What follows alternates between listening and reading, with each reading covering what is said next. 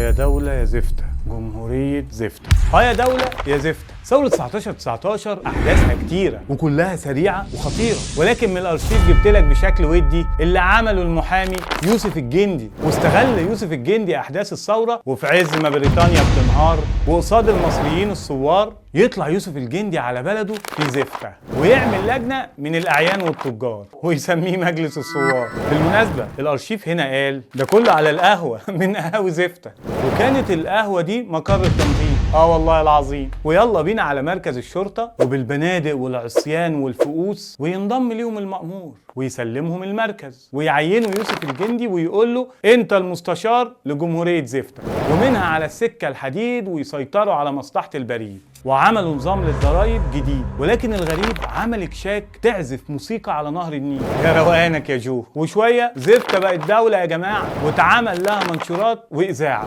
لدرجه ان صحيفه التايمز البريطانيه اذاعت خبر استقلال جمهوريه زفتة. ولكن بسرعه تحاصرهم القوات البريطانيه وتطلب من المأمور تسليم 20 من الثوار عشان تفك الحصار، يا اما هتقلبها دمار. بس هنا مأمور المركز عجبني، كان ذكي، بعت لهم فعلا 20 واحد، بس كانوا من الخونة اللي مع البريطانيين على انهم ثوار وطنيين. وكده ينتهي اسرع استقلال لجمهورية زفتة. يا زفتة يا دولة. انا القائد وده الارشيف.